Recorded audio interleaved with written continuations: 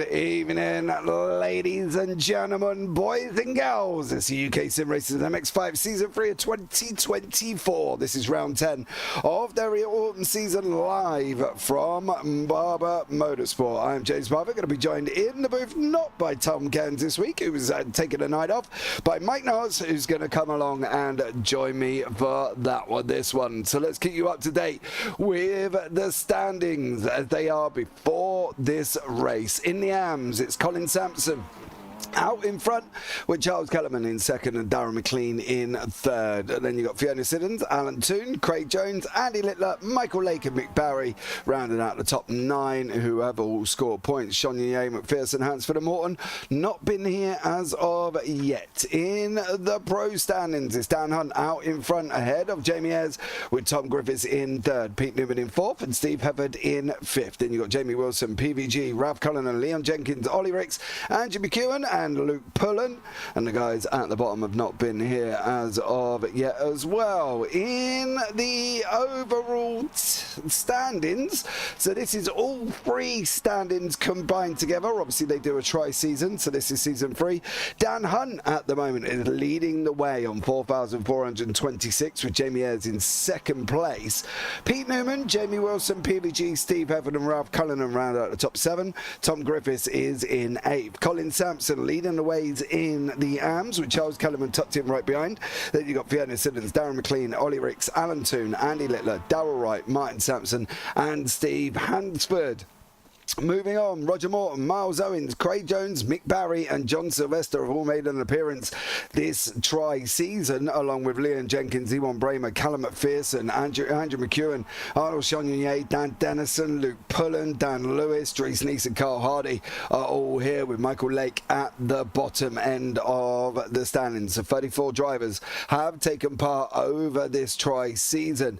In the team standings, this is combined team standings for Team Momo out in front with Results Clothing iRacing in second. Then you've got Work Guard by Result in third, Optical Green in fourth, the DOF Reality in fifth, Team Chimera in sixth with Pure Sims Results in year 1 in 7th and 8th. SimRace Sweden, Safeguard by Result, Pure Sims, Lello Racing and Aero Connects have all taken to the grid. The racetrack itself, well, it's 3.66 kilometers in length here, 2.3 miles. Set in Leeds, Alabama in the USA.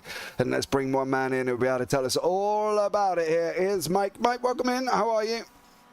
I am doing wonderful myself, and as we can see, we are at the lovely Barber Motorsport Park, home to one of the largest museums for motorcycles on the planet. But tonight, of course, we are not looking at motorcycle racing. We are looking at these MX5s out on circuit. 152 brake horsepower, 0 to 60 in about 6.3 seconds. You blink and you miss that, said no one ever.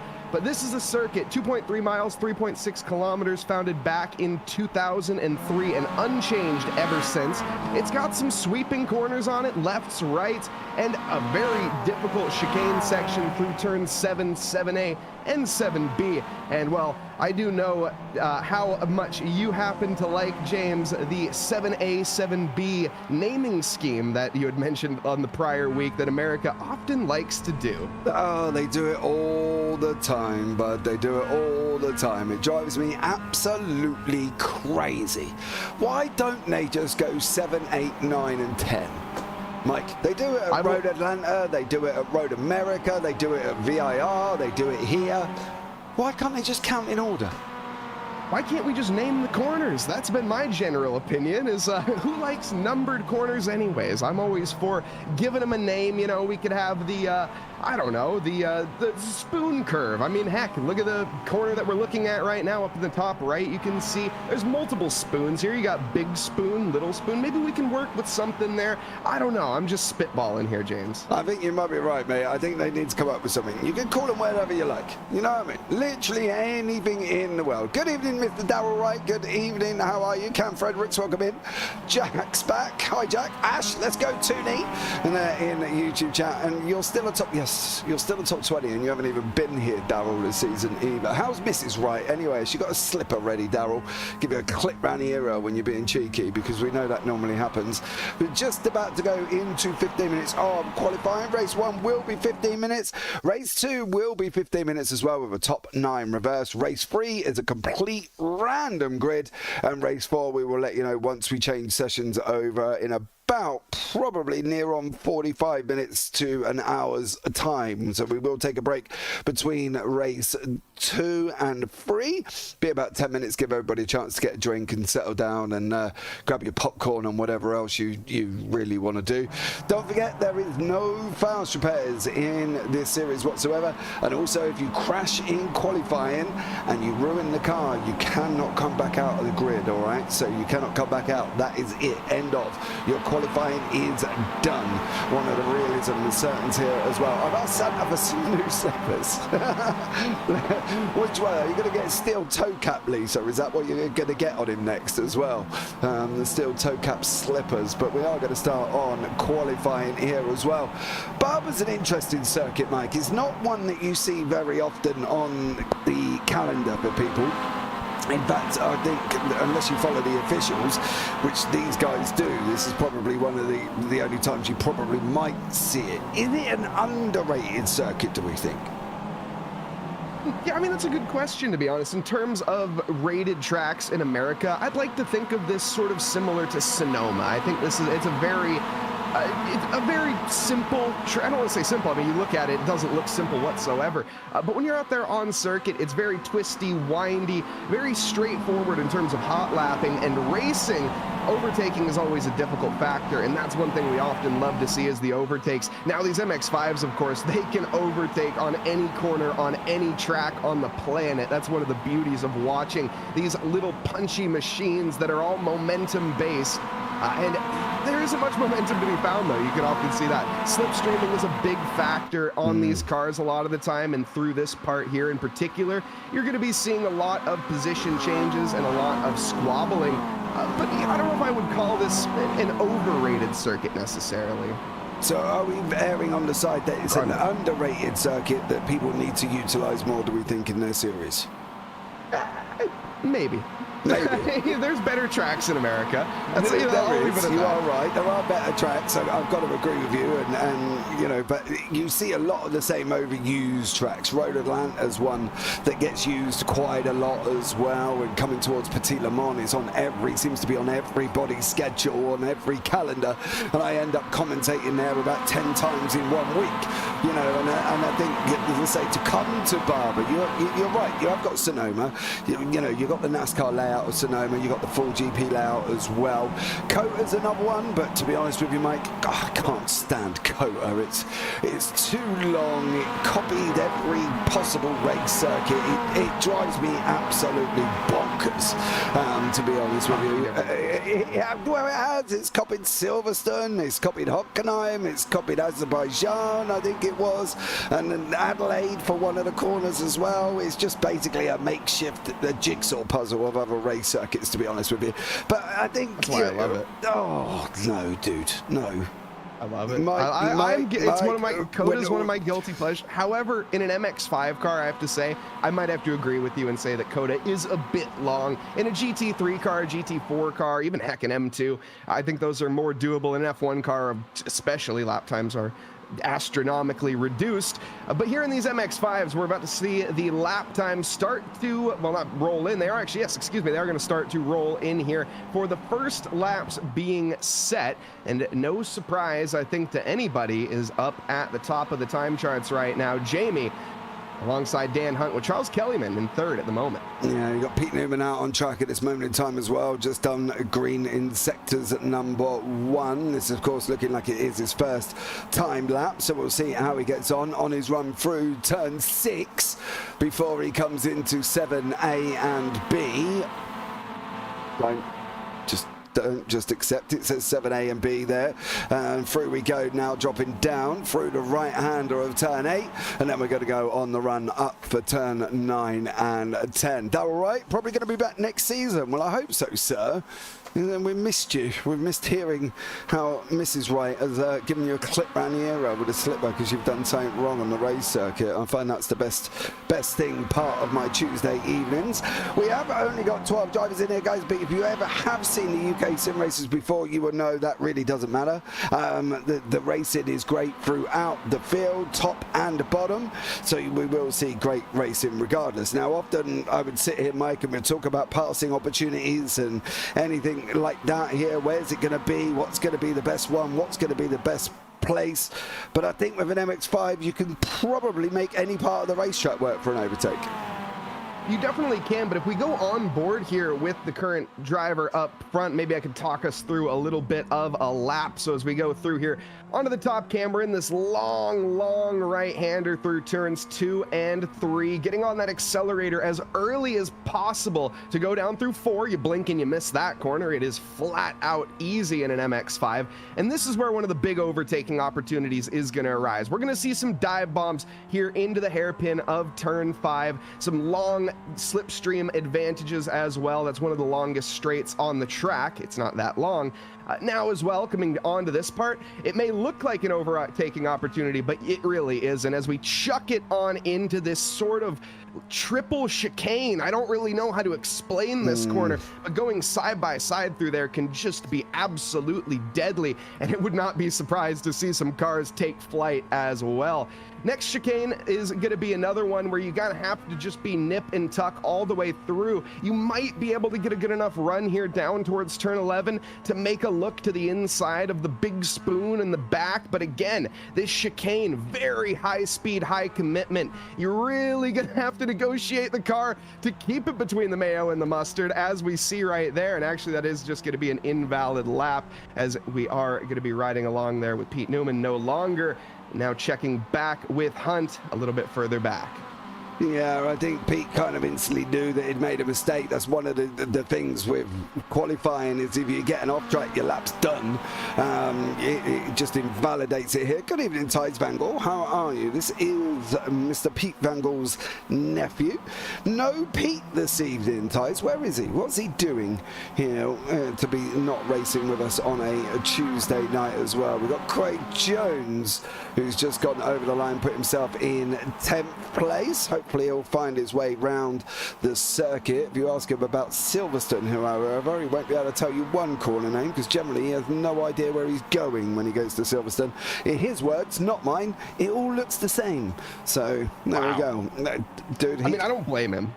Dude, he got lost at Silverstone for a live race. Okay, to be fair, there are 2 pit lanes. I have made the mistake myself in driving down the wrong pit lane, okay? Everyone's done it at least once. Silverstone is my all-time favorite circuit, and even I've made a mistake there before. I love Silverstone, but he is kind of right. It does all look the same. Heck, it's a World War II fighter bomber base, or ex-bomber base, so, you know, I mean, he isn't the most incorrect. No, he isn't, but when you skip out pretty much the first 3 corners because you've gone the wrong way, kind of makes you look a little bit of a lemon, especially as you did it live on a broadcast there for Craig Jones as well. But Pete Newman, however, he has got 3 purples on the board. We have got a 4 sector split here, which is great to see as well. Takes it away from our 6 or 3, depending on where we're going to be at on this one. I think Newman's going to take pole here. He's tucked in behind the draft as well. Steve Everett, he's going to pull out. This is going to be a pole lap from Pete Newman. How far up is he going to go, though? It's going to be the 136.032 for Newman. 136.032 puts it on pole ahead of Dan Hunt, who currently in that number 7 guys on his way round turn number 3 before he goes down to turn number 4. Pete Newman doing a 136 here, Mike. A great job from him. Certainly is. At a 136.0 to a 136.1, you can see less than a blink of an eye separating the top 2 right now. The blink of an eye, of course, being 0.2 of a second. These guys making that look like child's play in terms of a number. Newman and Hunt, the 2-horse race right now, but it's going to be down to Jamie, of course, to close that gap, and we know they can. Steve as well, Steve Hereford, in with about, what, 7/10, 8/10 to find before they can get up there in that top 2 conversation. So it's really still anyone's game right now with 5.5 minutes left in qualifying, the track ever rubbering in. absolutely. The problem is as we know, they don't go in the pits to change tyres. They do stay out on the same set. So generally, by about this time, they're fighting for tenths and thousandths, and they're not really getting the improvements that they need. For Steve Hefford, however, it would be a good idea probably for him to slot in and stay behind Dan Hunt, because it'll probably give him that draft going down the straights here as well, which is, of course, is through turn 15 down into turn 1, and then you probably could run 8 to 9, 10 to 11 there as well. Are you sure Ralph is a pro this week? He is. He's just not loving the circuit, Darryl. He's having a bit of a nightmare here as the Irishman, but I'm sure he'll be all right. I'm sure he's got his dram of whiskey sat on the side of his steering wheel, and he'll have a swig when it comes to the race, and the adrenaline-fueled Irishman of Ralph Cullinan will go and start making moves up through the field. Either that, or he's going to drink drive and crash in turn 1, Darryl. Not really sure which way we're going to go. Either way, not recommended, but as it goes, of course, this is just the qualifying. Qualifying is awfully important on this circuit, as overtaking is tough. However, I think this is going to be one of those circuits. It's a game of mistakes. It is a very tricky circuit at the best of times. These MX5s, they're light, they're very flighty, and yes, there isn't much elevation change here. There's only 24 meters or 80 feet of elevation, but it happens very quickly in a couple corners, and it can really unsettle them. They can understeer wide, and it's really just going to be about just trying to survive, I think, for the most part, a lot of these drivers. Yeah, I think that's the thing. We talked to Steve Hefford sometimes if he jumps in the booth, and basically the main aim of the night, of any night here for the UK SimRacers, is being able to complete all 4 races. If you get 4 races, then you know that you've got 4 lots of points on the board, which is more important there as well. He needs a few rainbows and leprechauns, says Darryl Wright with his 4-leaf clovers in there for Ralph. He probably does, but he's having I'm sure he's having a good old time driving around in his little car, having fun. But it's going to be a pole man, a Pete Newman, I think. I don't believe anybody else is going to get there. Jamie Ayres has got a green in sectors 2. How far up is it going to improve on the time, depending on the offset against the yellows? It's not an improvement for Jamie Ayres. 1:36 still, 7:52 being his fastest time. Do we think the rush down into turn 1, Mike, could that be a spark, do we reckon? It certainly could be. I mean, I would never count it out. However, I would say more than likely no. I think the biggest spark is going to happen more actually into turn 2, where the concertina effect is really going to get pronounced. Into turn 1, it's sort of a not 90-degree left-hander, but it's a very high-speed corner, sort of Watkins Glen-esque. And if you've been a fan of Watkins Glen, other circuits in America, of course, that is, you don't see the incidents typically in the first corner. It's the later corners where everybody ends up piling up. But again, anything can happen in racing, and it certainly might tonight. You never know. These MX5s, again, they're light, and it is easy to miss a braking zone, but it's easy to hit one as well. So these drivers, I think they have the talent under their wings, but we will see. They're very experienced. They've been together years in this series as well. They know how to race each other. They know who they can and can't race. They know when to back out. They know when to go forward. Does it always end up cleanly? Well, just go back and have a look at Road America, because I can guarantee you it didn't end cleanly there for some of these drivers either, being, well, I think there was Pete Newman up in the air, and then Craig Jones went up on top of Pete. So, yeah, it was a very interesting collision. Tom Griffiths has got 2 greens on the board. He's got Steve Hefford for draft going over the line. This could be the last lap for a lot of these drivers. It is a hard cut-off here as well, so when qualifying finishes, it will cut off Tom Griffiths' last lap there as well, 1:37.02. Bit of a surprise, to be fair, Mike, considering he had greens on the board. Yeah, definitely is. Oh my, I will say though, any form of improvement is going to get knocked down. I think that car drifting, or should I say calculated slip angle from the, I'm not sure who that is, but either way, getting overtaken from these guys. I hope it didn't impede this pack too much. This is one thing that we didn't talk about as well either, is going out on qualifying by yourself is very, very dangerous. You sort of need to do a bit of pack racing with these MX5s. The slipstream is so crucial to gain you just those couple extra thousandths and tenths, and that makes the difference, you know, for these drivers out there. And oh my goodness, that can also happen as well. Yeah, Steve Hefford taking a wide line through turn 8. We'll put it that way. Good evening. No racing for me tonight. I know, Pete. What's going on? Where are you, son? What's happening? What you got going on in the Van Gaal household? Whatever it is, Ties is in here expecting you to be racing, young sir. So, yeah, you owe your nephew some sweets or something, as Tom Griffith's not really sure where you're off to either. Jamie Ayres is still out on the track. He's got no improvements as such here. He's still got 3 yellows, unless the last one is an absolute incredible... Nope, it's not going to be, as Jamie does. There's a 4th yellow. Yeah, 4th one there as well. But Jamie's very good at sliding these cars, to be blatantly honest with you. He does like his good old Tokyo drifts for Jamie Ayres, but qualifying is going to come to the end right now, and we will be able to bring you up the grid very, very shortly. We've got 13 cars out on the racetrack, ready to battle what can only be described as a tough circuit for some of them, and it is Pete Newman on pole position, Dan Hunt in 2nd, and you've got Jamie Ayres and Steve Hefford 3rd and 4th, Tom Griffiths in 5th, rounding out an all-pro front 5. Charles Kellerman leading the AMs with Jamie Wilson, Darren McLean nestled in behind him, then Ralph Cullen and Craig Jones, Michael Lake, Colin Sampson, and good old Sir Alan Toon at the back end there as well, the 71-year-old man. Still cutting it here in the MX5 is Tooney, and has great fun in the process. We'll wait for these cars to get on to the grid. We'll see who can make it through all the way round the lap without having any real dramas. Now, is it going to happen that way?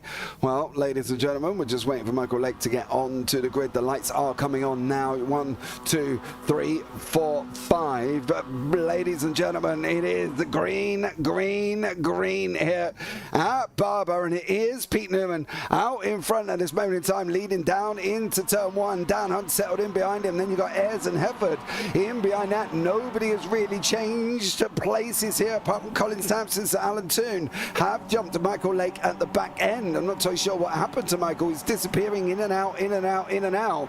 But Pete Newman takes the whole shot as he's on his run round through turn 5 for the first time. This is going to be his first test. Can he defend this line from Dan Hunt through turn 5? He can. Everyone got away cleanly there apart from Michael Lake, but not entirely sure what happened to him. Yeah, I'm not sure what happened there either to Michael, but 2 positions lost is the result up front. No changes to be had. We don't see any aggressive movers and shakers just yet, but as this lap continues on here, these drivers just going to settle into a rhythm, sort of feel out each other's weaknesses. Where am I quicker than the car in front? Where is the car behind me quicker than me on circuit? These are the things that I'd be thinking right now if I'm in one of these MX5s. You can see there just a little bit of a thought from Hunt as he's hunting his prey ahead, but he does not quite have it lined up just yet. Is he going to pull the trigger, though, down into the braking zone? No, that would be an ambitious look, that's for certain. Yeah, Dan Hunt and there's nestled in, coming around the right-hander here through turn 13. This long, sweeping right-hander that seems to go on for an absolute age. But this is where he needs to be close. This is going to be the first time out running now for Dan Hunt. Can he get a slipstream? It looks like you've got to be within about 3.5 to really pick it up. 1.5 to probably make the move down into turn 1. Not happening at this moment in time. Charles Kellerman leading the AMs, getting a bit gapped from Tom Griffiths from the front 5 in front at this moment here as well. 5 attempts currently between Kellerman and Griffiths. If Kellerman's not careful, he's got the likes of Jamie Wilson, Darren McLean and Ralph Cullen all nestled in behind. Craig Jones still in 10th following the Irishman here. No change across the front 10 at all, Mike, which is unusual to be fair. Yeah, I think this is more what I was talking about in qualifying, where it's just kind of going to be a game of survival. The drivers nursing their tires to the best extent they can, especially due to the fact that this track has 10 right-hand corners and 7 left-hand corners, and those right-hand corners in particular are the ones that put the wear on the left side of your tires. They're the turns that have the most energy on circuit. Those are those spoon corners that we were talking about.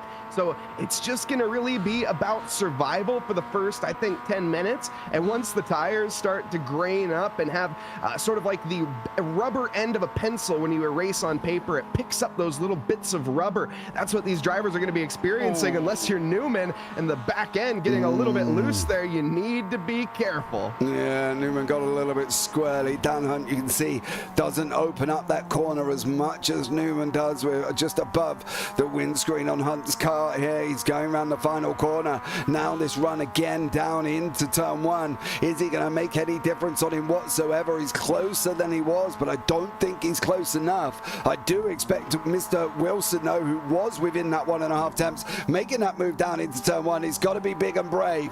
Now he's going to try and run Charles Kellerman around the outside of turns 2 and 3. Doesn't make it work. The outside line round 2 and 3, Mike, just not in yet for them to be able to use.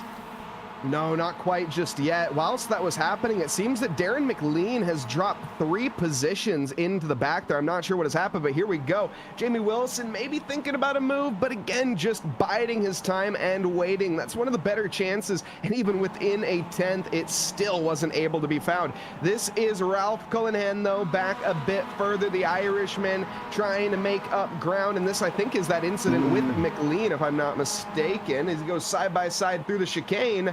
And really just a miscalculation from the 55 there. Yeah, I wonder if he's got a slowdown, because Craig Jones did pass him and then he'd come back at him. And I'm wondering whether or not he had a little bit of a problem or a little bit of a slowdown. But you can see now, Jones and McLean still nose to tail. McLean in there with Sampson. They are fighting for the final podium spot in the AMS. Oh, Mr. Jones, don't do that on me. As, oh, steady, steady, steady. Yeah. He got very close there for Craig Jones, tucked in behind McLean in here, but Colin Sampson making his trying to escape the pack as well. Opens up the right hander very, very wide. Through the left hander he goes. This has got to be McLean's shot. He's going to be well within that 1/10 he's got at the moment. Keep in mind, this is a battle for second position right now in class, so this is very much crucial for the points. Getting fully alongside just about the noses to the front wheel well. That's enough to make the car budge ahead. McLean trying to hold on right now, but Cunningham is on the ball for the most part. Excuse me, that's Sanmas. And oh my goodness, from behind, the 29 of Craig Jones reaches into his pocket and takes his change. Yeah, he does. Craig Jones does manage to gain that position there. Michael Lake, unfortunately, is back. Whatever happened, he's now on track. Jones making a move. He was sitting on the roll bar of McLean. He's going to run Sampson round the outside. Sampson's going to look at coming on the inside here. We're in prime spot. They're swapping backwards and forwards. Jones disappears again. I know he has had problems with his internet all week. Darren McLean. No. Got that a little bit wrong, but it did not stop Sampson and Jones fighting out. The gap up front is also coming down, but is it going to be down enough by the time they get through the final corner? Jones is looking up the inside through the next part here. Sampson's going to have that inside run line through the left-hander. Sanson there has to back out, unfortunately. Muscled on through. Jones there getting on by in a hurry and like water off a duck. He's going to just try to walk away, slide away, but he's not getting dropped though. Kellyman, though, we are now following, is under pressure from Wilson. This is not the most crucial battle for Kellyman to be defending here. He can let this position go, and it looks like he's going to. That's going to be a very half-hearted effort. The car gets fully alongside, or actually, does Kellyman stay ahead? No, he does not, of course. Now he's trying to just fend off the car from behind, which again, he doesn't really need to. I think he will let Cullingham go as well, but not going to do it without a bit of inconveniencing here. A bit of a cork in the bottle for the 32, but I think this move is also going to be done and dusted. Lick the stamp and send it, and there we go. Position is gained. Yeah, Charles Kellerman up, down 2, sorry. Cullinan up 2, Wilson up 1. What Kellerman doesn't want to do is get get dragged into that Jones battle. They're still fighting it out here behind them, so he doesn't want to make sure he gets the 4-second gap. I'm sure he shouldn't lose that with 7.5 minutes remaining. Back up front, we've got Ayres and Hefford not too far apart. They're trying to get onto the back of Hunt and Newman. Newman's still holding on, but it looks like he's holding on here, Mike, through that final sector. He's opening the gap to 3-4 tenths before he goes all the way round through turn 15, and then Dan Hunt's just got no response. We've seen it. You've got to be about 1.5 tenths coming through 15 to really have a shot down into turn 1. I think Dan Hunt's just biding his time, sort of sitting in his blind here and waiting for the moment to actually go for the move and just go full send, take the position and not let it go. He's going to maybe do that on the next lap, the lap after, but you're right, though, in that he needs to keep his gap extremely tight if he wants to make that dream become a reality or wait for crucial mistakes like that. Newman drops the ball slightly, but he picks it right back up. But that mistake, was that enough now to allow Hunt to capitalize on the pressure? He is all over him like a license plate. He is now going to take the left-hand side. Is he going to be able to make that outside work through turn 5? He's going to look at the cutback. Newman just parked it on the apex. It stopped Hunt's cutback there straight away. Hunt went to turn. He had nowhere to go. Newman was there.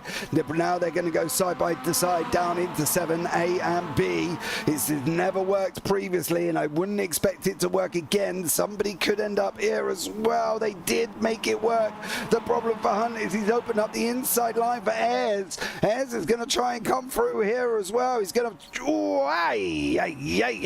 Hunt literally chops the nose off Ayres at the moment. No way through, but that could have been bad for Hunt. He went for 1, but he could have lost 2 in the process.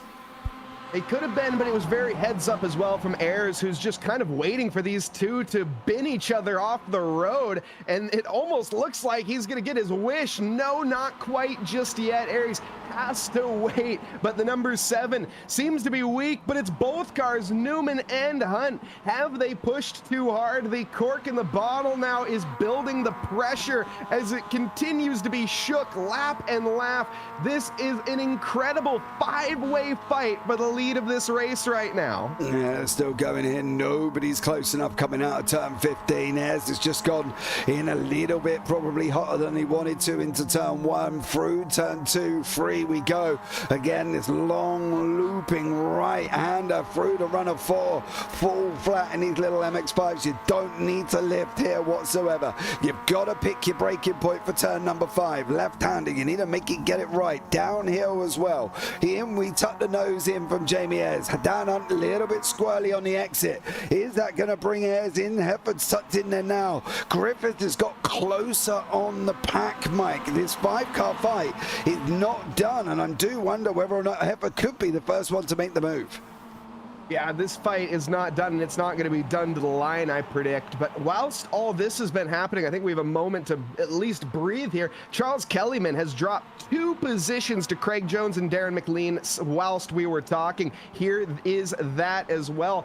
Kellyman was ahead of 2 of the pro cars, managed to lose the positions, and a completely unforced error. A little bit of too much right foot, and their 2 cars go on sailing through. And that is Charles Kellyman, a day to forget, unfortunately. But now back to the lead battle as we have it. The fight, or well, no, we're still here with Kellyman with the optical green, as he has, of course, the Jamaican flag there represented on his car, and he's looking to gain back the podium slots, or at least he's on the bottom step, but he wants to get back to the top. Yeah, he's definitely got pace. Whether or not McLean's going to be able to stay with him, this is where I expect the battle to be. Kellerman's got to get a little bit closer. You can't be out at 4 tenths unless Darren McLean got an awful exit, which he did not. You are still going to be stuck behind him going into turn 1. It's got to be 1.5 at the most. Anything outside of that, you cannot make the move. Through turn 4, Kellerman's trying to get his place back here. He needs that place for him, Mike. He's got to move himself ahead of Jones and McLean if he can. He's definitely got pace, but just one simple mistake made him lose 2 spots. Yeah, very much did, and this is a very punishing circuit. We've mentioned it's tough to overtake at the best of times. Dan Hunt, he's currently in the process of figuring that out, or rather has been for the past, well, how should we say it? I guess 12 and a half minutes, to be completely honest, with 2.5 left. Pete Newman has done an incredible job of defending so far, even with the mistakes that he's made. He's been able to hold on, and Dan Hunt just not able to capitalize. No, he just can't get close enough. I think the problem is this final sector for Newman is so good. I don't think Hunt can really pull him in enough to get him below that 1.5 attempts that we need. I think he's going to be relying on Newman making some drastic, uncharacteristic error here. But one of the things we may be able to look at is Tom Griffiths here. Is he going to get close enough? He looks like he might be able to take a little bit of a peek into third one again. Still not there, and he went into the corner 2 tenths back, mind you. And as we said, it's got to be lower than that as well to really make that draft work. The gap's now spreading out up front. 6 tenths, 5 tenths, 8 tenths. But Griffiths putting Hefford under pressure, trying to fight him all the way here as well, Mike. And literally, he's got 1 more to go. Yeah, and Hereford here he is going to be sweating like a cow in a burger joint, trying to just get back into that slipstream pack so he can stay a bit more of an advantage ahead of the likes that we're on with Griffiths. But Tom here has been applying the pressure firmly, and I think it is a matter of when, not if, but when needs to be sooner rather than later. Time is no longer of an essence. Chat, let us know who you're cheering on right now. Every one of these drivers is an excellent choice. Let's get some energy rolling on for this final lap that we are going to be encroaching on. Yeah, 1 minute left on the clock. Newman should get over there as well. He's literally got about a quarter of a lap to go on the run into the left-hander at turn 11. Through he goes. No real dramas for Newman. He's just got to keep it on the racetrack, and he will wrap up victory in race number 1 for Pete Newman. He goes on his little spits and spurts. He can take 2 in a row, then he can lose a couple, then he'll take a couple of more in a row, and then he'll lose a couple of more. And we've seen it all the way throughout the season. But Pete Newman is going to take the white flag from Barney, who's going to be waving frantically. Griffiths again within 2 tenths. Still not close enough. Final lap of the race here. Newman just got to keep it on track, Mike. Exactly, that's all he has to do, and he's done an excellent job so far. Just hopefully the pressure doesn't build up. We all know it can turn you into a diamond, or it can crack you into a million pieces, and Pete, he just needs to keep it all together, keep it between the mayo and the mustard, and Dan Hunt shouldn't be able to answer. Jamie Aries as well, an excellent drive, just trying to keep with this lead pack and hold on to the best of their ability, and they have, just not able to gain the positions. Will be on the bottom step of the podium, but there's a mistake from Effort, and that's going to allow Griffith side by side. It's going to have to be a defense and a half from the 72, and it actually manages the wide line there, managed to carry the speed. So thankfully for Hefford, he does defend, but only just. Yeah, he does. It was a swap further back. Kellerman with McLean, while they are still side by side going into turn number 7. McLean doesn't sit in right behind him. Onto the brakes he goes through the right-hander. It's more straight than it is right, left, right, to be blatantly honest. They straight line that chicane as best they can, but Griffiths is looking like he's the one that could make the move over Hefford over the last couple of corners. He's got to get a barnstorming run right the way through this turn 14A through into 15, but I think he's not going to get there. Pete Newman is going to be the man for race number 1. He's going to wrap it up here. Comes over the line. Dan Hunt, Jamie Ayres, your podium. Tom Griffiths, Steve Hefford. It looks like Hefford's going to hold on. He is. Further back, of course, we've got Colin Sanson, Darren McLean, and Craig Jones. Is it going to be Mr. Jones taking the win? Well, it isn't if he's going to do that, but I think it will be, as Craig Jones is going to come over the line, take that victory. Charles Kellerman in second, Darren McLean in third, Colin Sampson will be in 4th place. And then, of course, dropping back towards the back end is young 71 man, Mr. Alan Toon here as well. I wouldn't necessarily put that down as a banger, Mike. I wouldn't sit back and go, that was awesome. It was just a race that had the results that really could be predicted halfway through. It wasn't the most electric race in terms of battles on track and position fights, but in terms of strategic masterclasses and just staying alive, simply, it was a great display. And for some of those drivers, they were not so lucky. Charles Kellyman, for example, slipping down the field 4 positions. And of course, these are the results. Pete Newman taking home first position for race 1 here tonight. Dan Hunt in second. Jamie Aries takes home third, with Steve Hefford in 4th. Tom Griffiths 5th tonight for the number 1 plate, with Jamie Wilson in 6th. Ralph Cullingham in P7, with Craig Jones rounding out the 8th position overall, but 1st position in class for the AM drivers. Kellyman be a little bit gutted in the optical green car, unfortunately for him, in the 67. Had a incredible result, started up in 6th position, couldn't hold on though. Darren McLean, similar story there, to be honest, drops the position to Kellyman for 10th position, just falls into the top 10, with Colin Sampson behind. Sir Alan Toon takes home 12th, and Michael Lake with a DNF. Yeah, I'm not entirely sure what happened to Michael Lake, to be honest. He was there and then he disappeared and then he come back again. We've got about 3.5 minutes left of warm-up. Let us know if you are in YouTube chat, of course. We will have a conversation with you. Let us know what have you been up to, for instance. Are you enjoying the racing? Who are you cheering on? Let's get it all going in the chat as well, because it's going to be very, very interesting for race number 2. Don't forget a top 9 reverse. So if we look at the standings once again, that's going to put Charles Kellerman and Craig Jones on the front row. Them two AMs are going to have a bit of a mission here, Mike, I think. They certainly are. Kellyman is going to be really sweating, as of course memories from the previous race will not be long and forgotten. Will be something to keep in mind for Charles, but also to put in the back of his mind, as you can only look forward. And with an open track ahead of him, it will be a very exciting prospect. So just got to keep it on circuit, and maybe discretion is the better part of valor. That's often what I like to say. You want to see, especially with only the top 9 being reversed, that puts Kellyman at a huge advantage over the rest of the AM category. So just try to not have an incident. It doesn't matter if you drop 5 positions, you're dropping 5 positions to the pros, and they are in a different class. Yeah. You are right. I think that's the thing for Kellerman. He's got to just make sure he can keep out in front. He has got Jones right beside him, so that start is going to be crucial for both of them guys. They're both going to want to get that off the line and try and get the turn down into 1 as their whole shot, because as we've seen, it's very difficult to overtake. There wasn't a massive amount of overtakes going into race 1.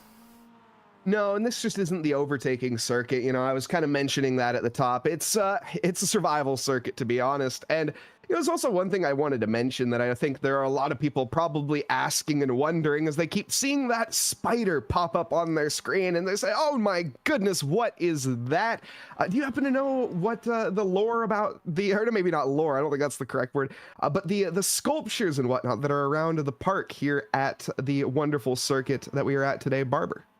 No, not a clue. There are over 50 large-scale sculptures around the track, scattering, including that 18-foot spider that you see trackside. Yes, it is 18 feet, made of metal as well. So if you are at the Barber circuit down in Leeds, and no, not Leeds in the UK, Leeds in Alabama, in case you were curious. Yes, indeed, that is where we are today. If you just so happen to be down in Leeds, Alabama, and at Barber Motorsport Park, go take a selfie with the giant spider. Why not?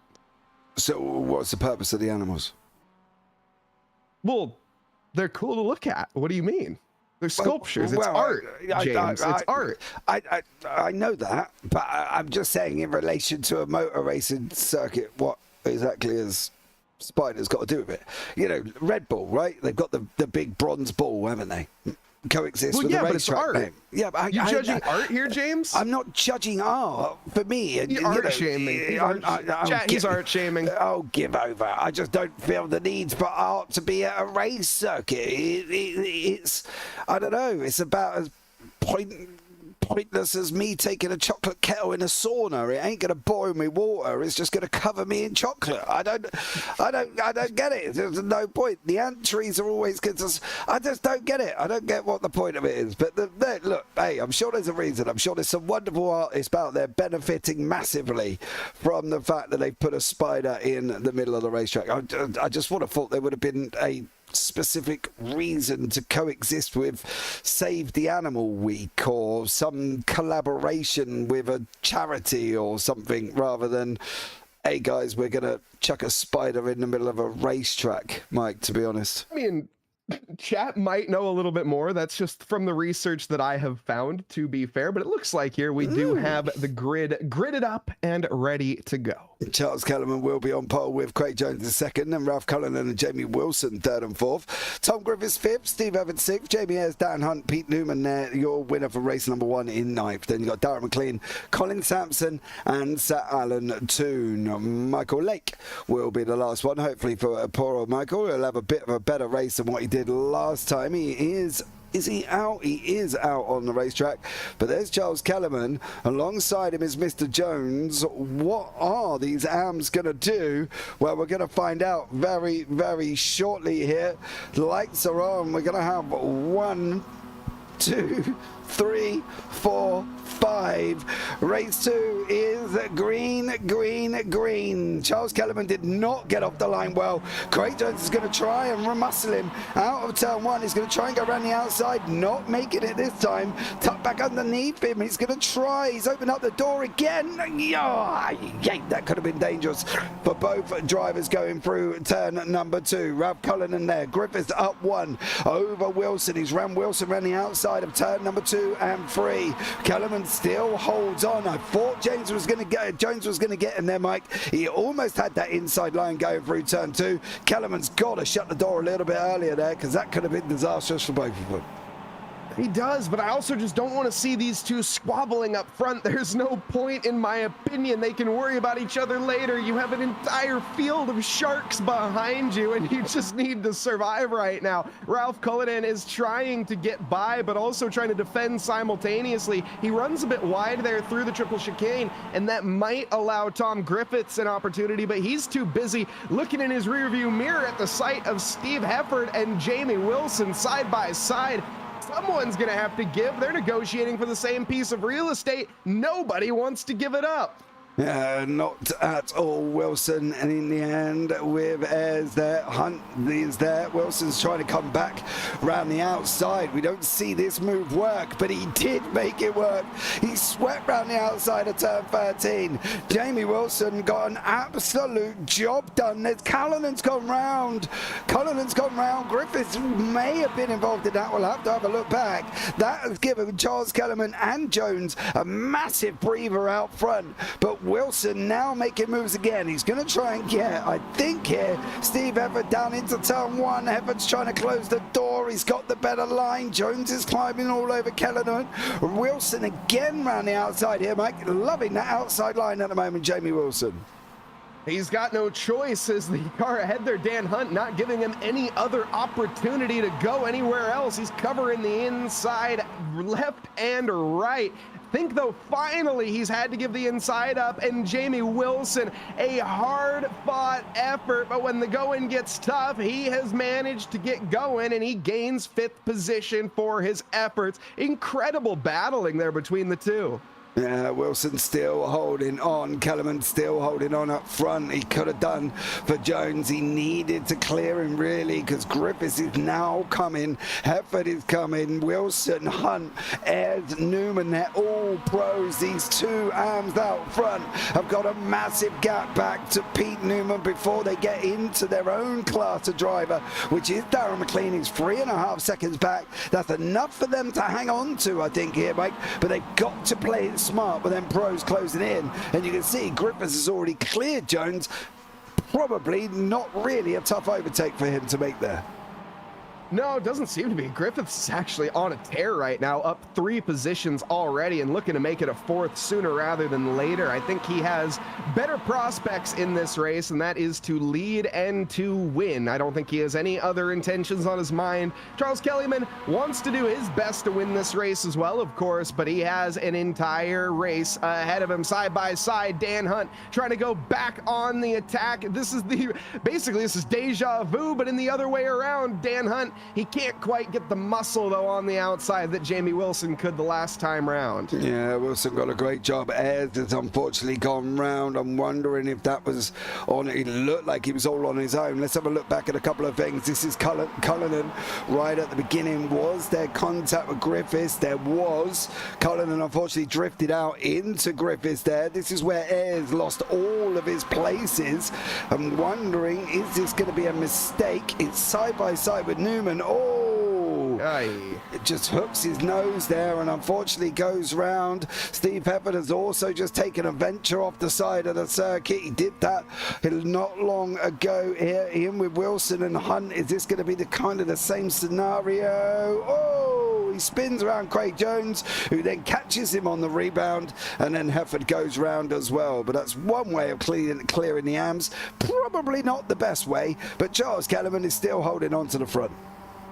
Yeah, the steward's not going to be too happy with that one, but of course that is the post-race decision. Right now we have the road ahead of us, and Tom Griffiths, he could care less about the stuff happening in his wing mirror. He only cares about what's happening ahead of him on circuit. That is a very early turn in from Charles Kellyman. I wonder if he's starting to feel the heat right now. Tom Griffiths has an incredible exit as Kellyman just turned in too aggressively, scrubbed all of his speed off, and that is position gone. Not just 1, not just 2, 3, potentially even 4. Yeah, Newman's going to try and muscle him there, I think. Kellerman's got to pick his battles here. There is no need to fight with a man in that 118 Pure Sims machine. He is literally Kimi Räikkönen Iceman-esque. Kellerman doesn't fight with him. Good job from Charles Kellerman. He allows them guys to go through. The problem is he's got McLean not too far. This is then his class battle. This is the problem, I think, when you're trying to play it on the air, air on the side of caution. You've got to be cautious because it's not a massive field, so you know you're going to have one of your class up and around you, as Kellerman has now with McLean, who's just free airing, trying to catch up to the back of him. Yeah, and it looks like he will almost certainly do so as well. His previous lap was a 137.6 to the 138.7 of Kellyman, and now Kellyman's stuck in this bottleneck train. This might help him to a certain extent, but if the train does not have the pace to outmatch the likes of the car on your screen right now, Darren McLean, then this is going to be another car in contention, but the contention for the lead is hot. We have a battle. Tom Griffith and Jamie Wilson side by side through the back sector onto the start-finish straight. The 87 takes the advantage for now. Tom Griffiths losing ground as Dan Hunt goes round the outside simultaneously. The drag race now to the first corner. This is the unfavorable line for Griffiths. Is he going to lose even more? No, he's not. But Dan Hunt, stellar decision making. He did. Griffiths lost that place to Newman. That inside line tightens up so much, Mike. They scrub so much speed up that he ended up scrubbing his speed up and then lost a place to Hunt at the same time. But this is where Kellerman's now got to make a decision. Does he go? Does he not? Newman's going to look up the inside of 5 of Hunt. Needs to be a little bit careful. It's very Village-esque at Silverstone, that corner. You can take it very tight as Newman did, or you can open it up like Hunt did. The problem is when you open it up, somebody is going to want to Max Verstappen you on the inside and send it up there, and then you're ended up coming across, and then you end up like Jamie Ayres hooked across through the nose. So they've got to be a little bit more careful on how they're taking that turn, to how when they open it up wide, to be aware that there could always be somebody on that inside. Oh man, Dan Hunt, he's trying to make his way onto the inside of Jamie Wilson right now, and it looks like he's managed to do so. He has the slingshot, and into the next corner complex. It's the advantage for the 87. Jamie Wilson managing to hold on right now. Dan Hunt, that look was actually about as useful as using the Cheeto for a deadbolt, because now he has cars knocking on his back door. Pete Newman applying pressure firmly. It can work out here. The problem is when you're almost NASCAR pack racing, as we are almost here, you could end up going for one and losing three. And again, Dan Hunt, he's got to open it up. He did open it up, almost opened it up, scared Wilson into giving him the line. Wilson needed to be a little bit braver. He needed to be a little bit made of sterner stuff. He needed to pick him up, put him in his pocket and send him there, because now he's under pressure from Newman. Going to be running down into the left-hander of turn 5. Newman's going to take the wider line. Wilson's going to try and dive the inside. There you go. That's exactly what we were talking about earlier on a couple of laps ago. One opens it up, one dives up the inside. Is Wilson going to come out in front of Newman? He is, and that was exactly the problem we were talking about not too long ago. Very much textbook, and not done yet though. This battle is ever raging on. Wilson here looking to get the lead back onto Dan Hunt, but is also falling off there slightly. You have to stay ever so close. We've talked about it time and time again. The slipstream and the overtake chances really only happen when you are bumper to bumper here, and this is what we see with Jamie Wilson trying to contend with Pete Newman right now. Newman onto the outside. It's not going to work this time, but does he force him to scrub enough speed off? That's a very poor line for the 87, but it sort of just corks Newman and doesn't allow him on through the road. Just too narrow, and that's talking about MX5s. Yeah, it just pinches you. It's a pinch point on certain parts of this track. They do end up closing up, and then you're just going to be literally stuck and sandwiched here. And now Newman's going to try and get Wilson down into turn 1. Side by side, Wilson's got to be big and brave. Newman, yeah. Oh, he held it. Stunning. Pete Newman, take a bow, son, because I'll tell you what, most of us would have ended up going off the other side of the circuit. Yeah, that was a very much wrestling an octopus moment for Pete Newman, and he held on somehow. He lives to fight another day, but he did drop a position regardless. He's still up 5 from where he started. And now looking to get by Tom Griffiths, make that one a 6th, and he made that look easy. Yeah, Griffiths opened up that outside line, and the same thing into turn 5. Newman dived on the inside line and done a absolute textbook move. He's now going to go back after Wilson once again to try and get that second place back. The problem is why these are backwards and forwards and backwards and forwards and backwards and forwards. Hunt is on his bike. He's like, see you later, son. I'm off. You lot carry on. Yeah, and he is, this is exactly how he could have drawn it up. Jamie Wilson and Pete Newman plenty occupied with each other right now and just not worried about the road ahead. And you can see right now, this is why they are trying to worry about the tarmac directly in front of their cars. What a save again. That was Tom Griffiths, though, this time having a bit of a moment, and now offline once more. Is that Charles Kellyman entering the conversation? I think it is. Yeah, but I can guarantee you, and I can bet as much as you want here, Kellerman will not get involved with this unless there is a drama. Charles is too smart. He's too wily. Oh, Newman and Wilson almost come into contact. Griffith there got both of them. He got 2 for 1. Round turn 1, there was a little bit of argy-bargy between Newman and Wilson, and Newman almost looked like he lifted up to allow him back onto the racetrack and take that position. But for this man here in first in the AMs, he's too wily, Mike. Unless they make an absolute disastrous move and crash into each other, that man there at this moment in time on our screen is just quite happy to sit where he is. Yeah, exactly. He's got nothing to worry about behind him and the world ahead of him if he really wants to. The world is your oyster, as people often say. That's not quite the same story for Tom Griffiths right now. He is struggling to hold on to the rest of, well, to Dan Hunt ahead, who is pretty much checked out and off into the next race. We still have a couple laps to go, and anything can happen in racing, and it normally does, so don't count Dan out for making a mistake. However, he is up 7 positions from where he started. started. He is our biggest gainer tonight. Yeah, at this moment in time, but he's 1.2 seconds out in front. Griffiths is tucked in. Wilson got a good run. However, he got too good onto the grass. Newman's going to try and dive that 118 machine up the inside. He is. You can see Team Chimera, Mr. Wilson. Pure Sims down the side. 118 is Newman.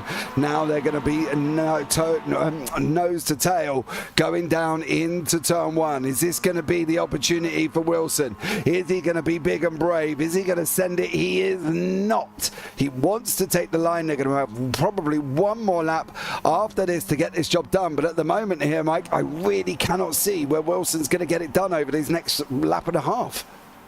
He has to get it done on the next start-finish straight, and I don't know if that's what he was planning or if he has just fallen off. I don't know if his tires have gone out from underneath him at this point and it fallen off a cliff, but either way, Newman has the pressure alleviated right now, and he's able to focus that forward now and potentially gaining himself a P2. Griffiths is now the point of conversation on to the next lap. If we see Newman close up within a 10th here, it could be game on for P2. Yeah, it could well be. Something's happening down here as well. That is Craig Jones and Steve Hefford. It looks like Jones is, well, being pushed along at one point by Hefford. He was that close, going in through 7, coming out the other side into 8. I'm going to count them as 1 because I can go up in 1s through 7 and down through into 8 there. Now through the left-hander, Hefford still not getting close enough. Colin Sampson looks like he's just made a little bit of a boo-boo off the side of the circuit. Hefford's going to come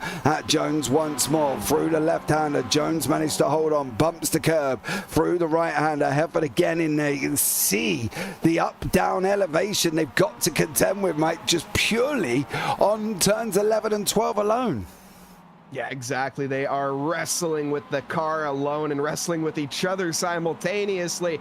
And on to the final lap they will go. The white flag now up in the air. Dan Hunt has begun that into the first corner complex, but the eye is on Hefford and the fight right now for 7th position. Jones needs to defend, although I will say this is a battle between Pro and Am. So this is more Craig Jones trying to prove his mettle to the rest of the field, to be honest, and say I can finish ahead of a pro driver. I think this is more a battle for pride than it is points. Yeah, I wouldn't blame him. I wouldn't blame him. Go for it, Mr. Jones.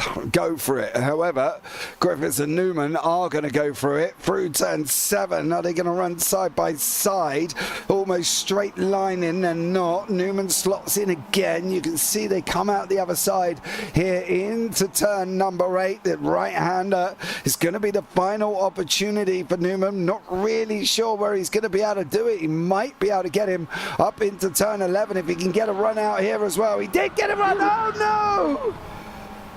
Disaster on the final lap between Tom Griffiths and Newman. Pete Newman is off. That has placed Charles Kellyman and Jamie Wilson onto the podium, and that is race over for those two cars. Dan Hunt comes round the final corner. Last lap drama. It's not the first time we've seen it, but Dan Hunt cleared away. He got the victory in race number 2. Wilson comes over the line in 2nd place.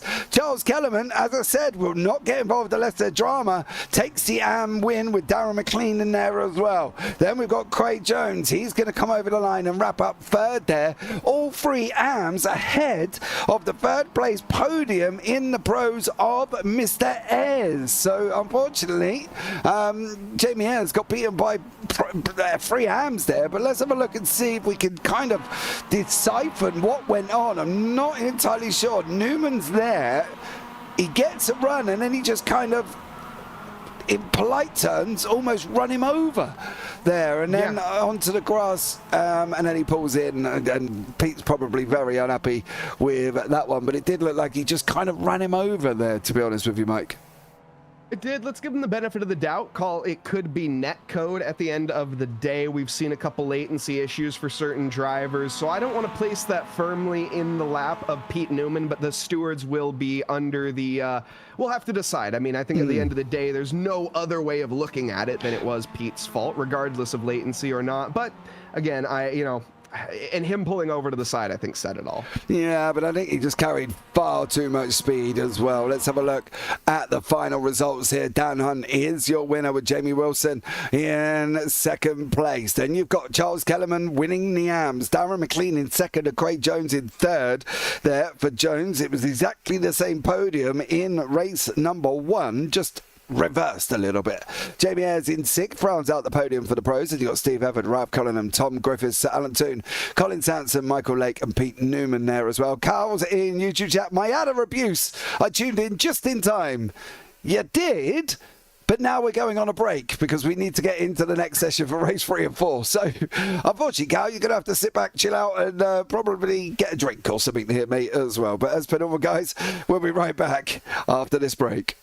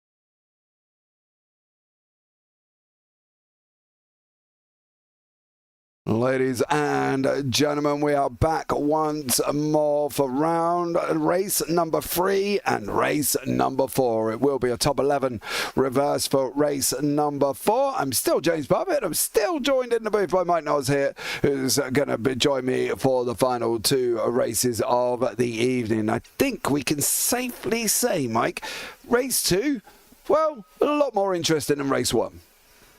You could certainly say that. Yeah, the final lap definitely was a point of conversation for the next foreseeable future. I think that was a absolutely devastating collision with dramatic results that we saw at the end of the previous race.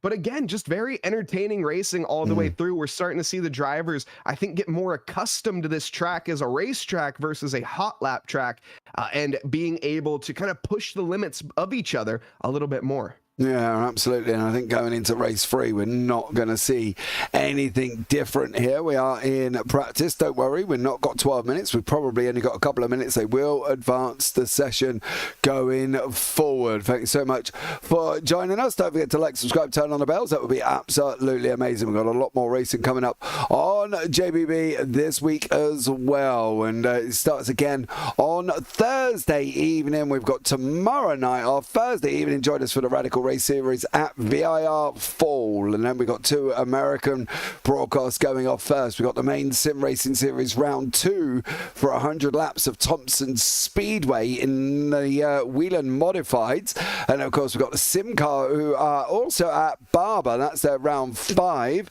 in there as well. And then we go on through to Saturday where we've got the Virtual World Sports Car 64 series at Bridgehampton with the casual racing F1 24 round 3 from the Canadian GP. And then on Sunday, of course, we've got the OGRL Lee Coffee Cup. That's their round 14 from Fuji. And then Tanzo GR86 round 3 from Alton with the IGP Super Formula Lights round 10 from Jerez. So quite a busy weekend coming up on JBB this time this week. So join us for that one. So say they will advance the session going into race number 3.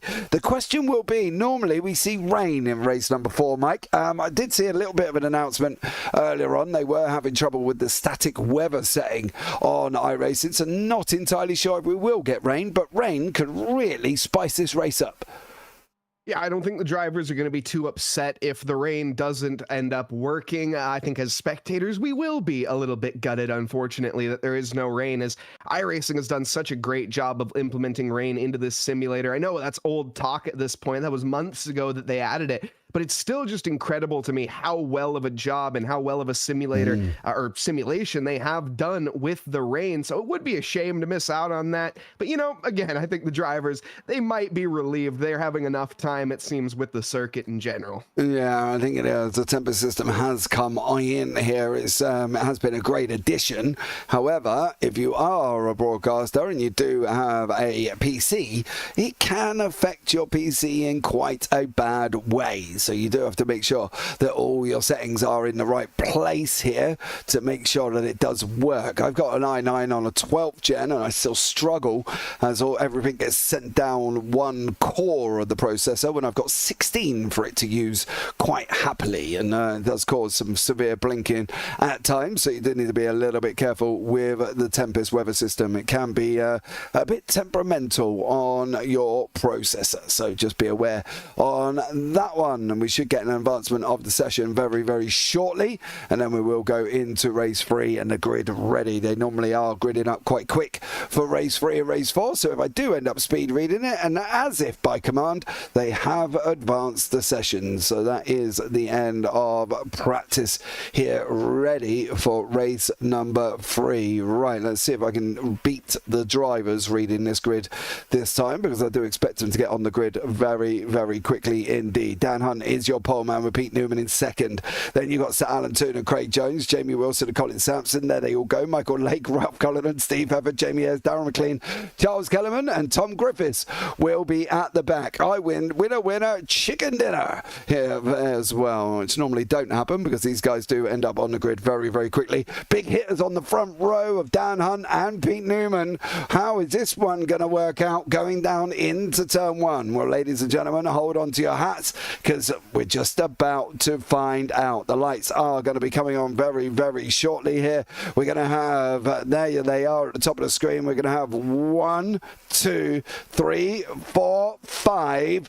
Round race number 3 of the evening is green. Hunt got off the line over Newman there, and Dan Hunt takes the lead going down into turn 1. So Alan Toon sitting in 3rd, Craig Jones 4th, then Wilson, Sampson, Cullinan, Hefford. The advantages of race 3 is it's a very mixed up grid, and at the moment Dan Hunt's taken that whole shot through turn 4 down into turn 5. It's going to be his first opportunity of defense here over Newman. Is he going to be able to get alongside? Is Wilson going to be able to get alongside going into Sampson? Not this time. Wilson is, however, teetering on the edge of Sampson. He's got that tighter line. He's going to have a slower exit if Sampson can keep the gas on. But Dan Hunt doing what he had to do. He had to get off the line. He had to get over the top of Newman, Mike, and he did just that. He did exactly that, and Craig Jones tried to do the same thing here to Sir Alan Toon right in front of our heads or faces, as we are going to see. Actually, Sir Alan Toon, get a little bit swamped there. He takes the inside line, just trying to let the traffic through here. The 46 gets a bit bottlenecked, unfortunately, and that causes a little bit of a kerfuffle, but Sir Alan Toon is, of course, on his best behavior there and will allow that one on through. He's just here for a good time, that is for certain. Yeah, he is here. I don't expect him to hold Kellerman up either, or Griffiths, to be honest. He might have a fight with McLean. He has quite got the pace. There are times when I would just love to see Tooney go for it. He took his first AM victory ever in about 2.5 years I've been broadcasting this league last time out, and they did a great job there as well. However, it did come on the back end of everybody else taking each other out, should we say. But look, let's not override it. He had to stay on track, and he did just that. But I got a funny feeling it's going to be Darren McLean who's going to be taking this away from Tooney down into turn 1, relegated in. No, he doesn't. Can't get through this time. Colin Sampson, Craig Jones battling in the arms with Wilson and Cullinan, not far behind Sampson either. Sampson probably really doesn't need this, especially as he can see Jones up the road.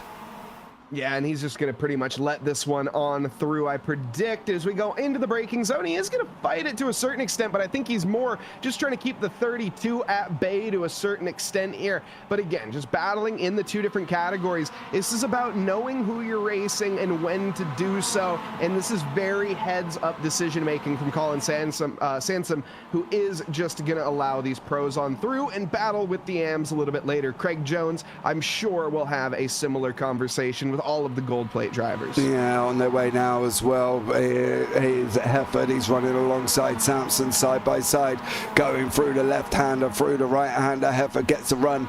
Now it's going to go the other way. Sampson's going to have the inside line. Bit of flashing from Michael Lake behind. Sampson's going to send it in. Is he going to hold on? He is this time around. He's fighting with Hefford and Ayres. Is it a matter of not sort of if he's going to get overtaken, more of a when he'll get overtaken? And at the moment, Hefford is just proving that by running around the outside of turn 14. Can't make it through into 15. He's going to have to wait for that start-finish straight.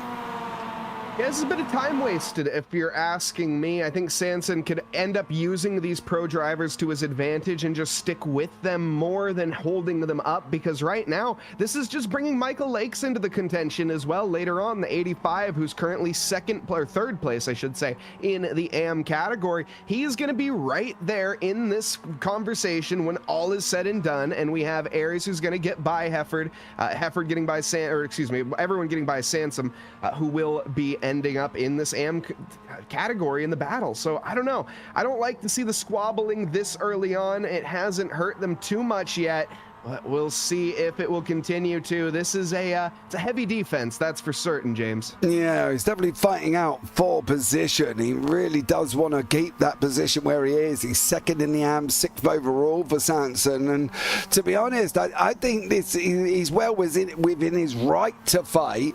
Yes, it might not be the best thing that me and you sit back and think, but at the end of the day, he's fighting the man that's only 2 cars up in front of him, who's got Wilson in behind him. So it should be, in hindsight, Wilson will clear Jones. That will send him backwards into Samson, and I think that could be why Samson is carrying on the fighting with Hefford, because he knows that sooner or later Jones is going to come back towards him and wants to be in a position to get him. If he lets another 2 cars through, it's possible that Samson then's going to be 3 cars behind Jones or 4 cars behind Jones, and he really doesn't want that here. I think Jones is hanging on by a thread, to be blatantly honest with you, Mike, and I think for Samson, he's got to try and stay with where he is, just to make sure he can keep up with Jones when he does start coming back.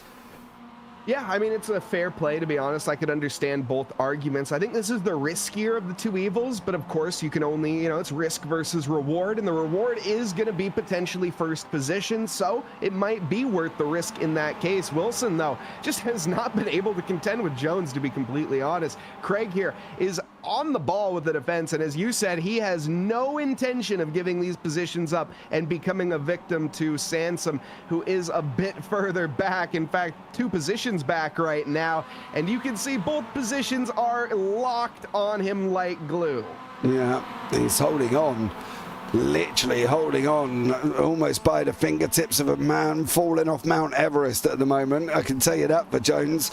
Again, as we say, we don't know if it's a good idea, but he can't afford to go back 2 places because Sanson is there. He's still ahead of Hefford, and he's opened up a little bit of a gap, and I say that ever so slightly because it is only 4 tenths back at the moment. Jones on a big old defense going into the left-hander here through turn 11. Jones again holding on. You can see he's defending. He's not going to be able to defend any longer, and he's been pushed out to the outside. That might open the inside for Cullinan, who nope, he cannot capitalize on this. But as soon as Jones goes back one more, who's he in contact with? The man that's been defending for his life from Steve Hefford, Colin Sanson. Yeah, and that was a very impatient move from Pete Newman, but he managed to get it done and fairly clean. Back to the inside, though, goes Craig Jones. He is not done fighting. He has the fighting spirit of a bull, and he goes there and lock horns briefly with Cullinan, and is going to be able to secure that position, Will Cullinan, for now. But on the charge back, it should be advantage for the 32, but heck, we might end up 3 wide on exit here. Let's see. Down to the braking zone. The 24 on him. manages to go too deep, collects the bumper of the AM driver, and this is worst case scenario for Craig Jones. He turned in on him, exactly what we were talking about. He'd opened up the corner. You can see how wide he is. He may have already been sliding there, Mike, to be honest. I think for Jones, it did look like he was already on the slide. I don't think that was Samson's fault. Jones had really pushed that brake pedal to stop that slide that he already had there, and unfortunately he just comes straight across, and Hefford just bumps him round. Not only did it cost Craig Jones his position, it also cost Colin Sanson, who lost to Steve Hefford and Jamie Ayres, who he'd done so well with, making sure he held on there. But Dan Hunt, Pete Newman locking horns. Newman's close enough this time, Mike, as well. Yeah, he is close enough this time, but is he going to go for it? This has kind of been the song and dance that we haven't been seeing, I should say, on the past few laps. These two, I think, are just kind of working together, quote unquote. I know that's kind of hard to believe that 2 racing drivers could do that, but they aren't really pushing each other to the nth degree right now. There's still 6.5 minutes left. They got time to tango, and nobody is behind them. But now, though, with, whoa, my goodness, this happening behind, they might as well pull the trigger, because there is nothing to lose. They have 7.5 seconds, and that gap is only going to extend when you have side-by-side action with Cullinan and Wilson. That's what we have right here. Yeah, Cullinan's going to go up the inside try here. This is position number 8.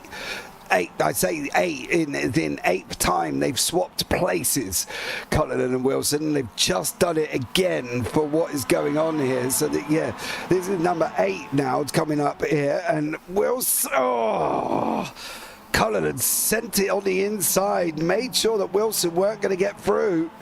And the Irishman now coming in here is taking him 3 races to get here, but he is muscling out. We've got a battle up front I really need to jump to, because Newman is now tucked in right behind him through turn 12, coming through the sweeping long right-hander. And this is where Newman's been looking strong. He's been looking strong in his 3rd sector, or 4th sector if you want to go by there, track map and the little red dots. But he has looked strong through this, Pete Newman, and he's done it for race 1 and race 2. Obviously we saw how race 2 ended, but Newman's been looking strong through that final part.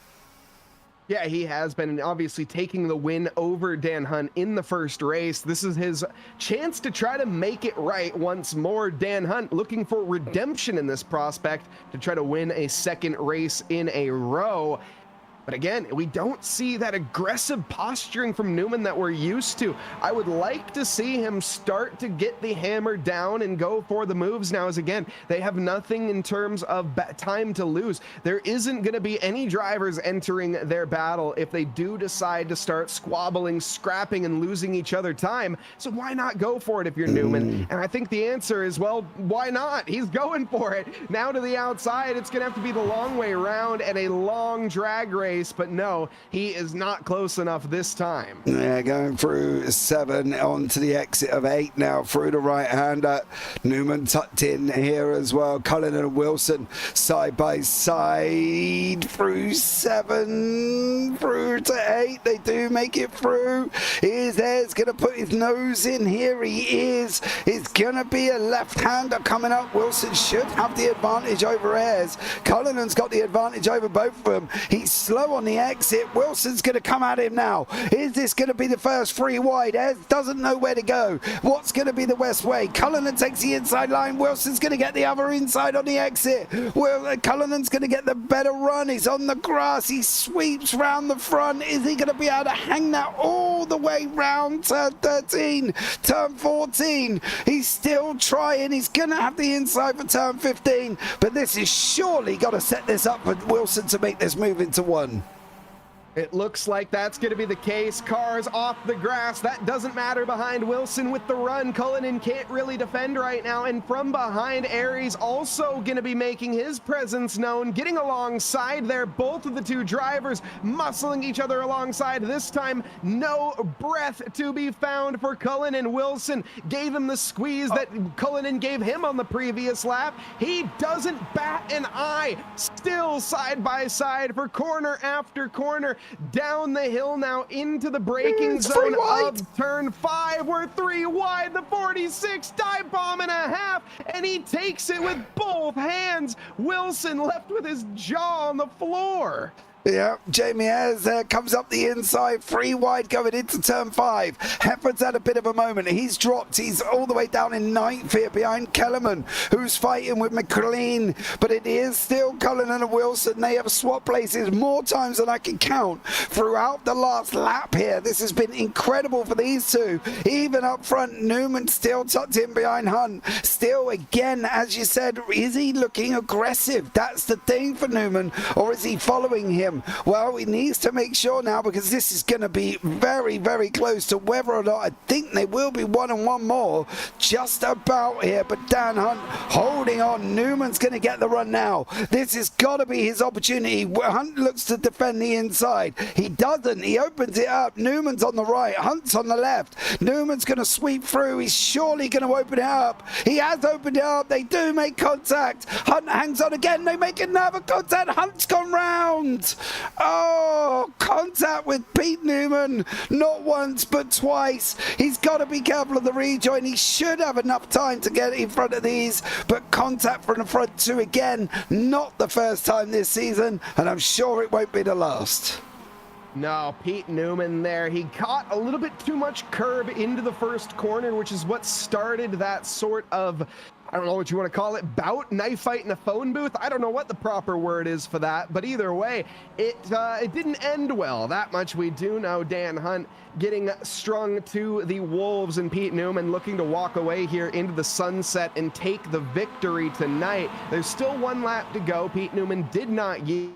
and the battle for P3 is also not done yet. Jamie Wilson and Jamie Aries. It's a battle to see who the superior Jamie is, and let's find out. Yeah, two Jamies make a James. That's what they've done there. And Hunt is in second place. Ayres in third. Wilson still in behind. Cullinan's in behind that. Sanson's leading the AMs. Charles Kellerman in second. He's got McLean for company. We got Griffiths fighting, driving around all on his own here in no man's land. Same with Hefford. Jones is recovering in the back with Toon. Michael Lake looks like he's made a mistake somewhere and possibly had an incident. But at the moment it's here with Ayres and Wilson, and now Wilson's going to come. Wilson's going to run this. This is his final go, his final attempt, his final moment here again. Cullinan's going to be in there going down into turn one. Is this going to be a big old dive from the Irishman? No, but he did look, but he didn't quite get it through. Newman is out in front in the pros with Dan Hunt in second, but it's all here at the moment, Mike, all here that they're fighting for. It's a terrible line, though, from Aries, and he manages not to get punished, though. Somehow, Jamie Wilson not in the proper position there to capitalize. He's going to go for it now into 5. He has to go for the switchback, though, and this just hasn't worked out. There's not really much of a run on exit to make that work in these MX5s. They're just not the switchback cars. They're so momentum-based, which will help out, but not quite again when you don't have the run. Now into the next braking zone. We're running out of circuit. We're running out of time, and Jamie Aries is looking like they're going to be able to hold on. Wilson, though, with Cullinhan also still in contention. Also, you really can't count out Colin Sanson, who's in the AM category leading. You just saw him out of shot as well. Kellyman behind him, but as the laps run down, or the corners run down, this is the last real opportunity if you are Wilson. Yeah, he's going to have a go here. We'll pick up a Newman very, very shortly. I just want to see how this one runs through turn 13, through 14. Wilson's going to have the inside line. Newman's crashed. I don't think he crashed. I think he's just not there. Oh. What? Hunt has got it, but Wilson and Ayres are going to run down to the line. Dan Hunt takes the victory, I think. I don't know, because they're now going 3 wide all the way down to the line. It looks like Wilson, looks like Ayres, looks like Cullinan. I have no idea what happened to Pete Newman. He just literally jumped to the pits. I can't answer the question. Into pit lane. Was this a mercy? Like, kind of like I felt bad for Dan Hunt and gave him the win? I don't know, but all I know is what a photo finish. Jamie Aries, Cullingham, and Wilson finishing within literally 30 thousandths of a second between two of them, 10 thousandths of a second between Cullingham and Aries. That was less than, what, fractions of a blink of an eye at the line. That was incredible. Yeah, I'm not sure. What I don't know. I can't answer. I do know one thing. Craig Jones crashed going into the final corner and bounces the curb, unsettles the car, and around he goes there.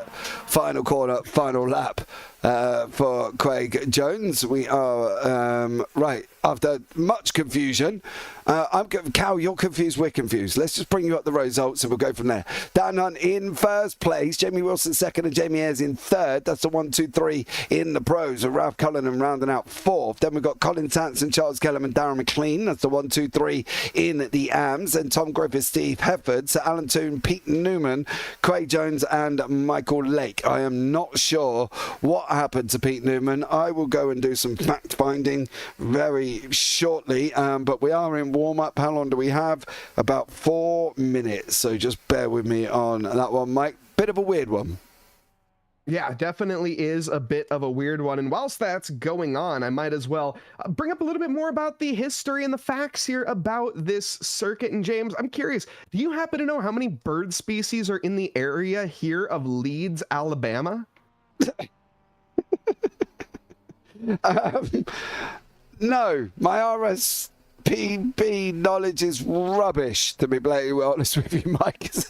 I've never been asked that question before in my life, mate. Go for it. Tell me the answer. Well, I'm glad you wondered, because there are approximately 200 different bird species observed throughout the year and roughly 100 to 150 different tree species. Some of those tree species including various oaks such as white and red oaks. There are maples, as well as hickories and sweet gums trees, and a few others to boot. Right, okay. Thank you very much. Yeah, Mike, okay. Do you know what? I've never been asked that question. It's never something we've discussed on a broadcast before. We clearly haven't watched any of my broadcasts. Well, that's one of my trademark fun facts. Wait, so. listen. You bring whatever fun facts you want, mate. If it does what it needs to do for you, I'm happy. All right, so you don't have to worry about that. But no, I did not know that, mate, as well. So thank you so much for telling us. 2.5. I'm glad you asked. Hey, if I learn something new every day, mate, by the time I'm 80, I'll be a very smart man. That's what they say. Exactly. The more you learn, the better you are. So on that one, Cal's just put I'm confused in YouTube chat. I am as well. I'm trying to find out. I've messaged him, and I've messaged somebody else who's in the chat room with him. So I'm hoping that I might be able to get an answer as to what happened there, because I have no idea whatsoever. So if I get an answer by the end of race 4, that's fine. Top 11 reverse here for Pete for race number 4. So let's just check. Oh, he's on pole position. Surely he didn't go for that, did he? I plead the fifth. I do not know.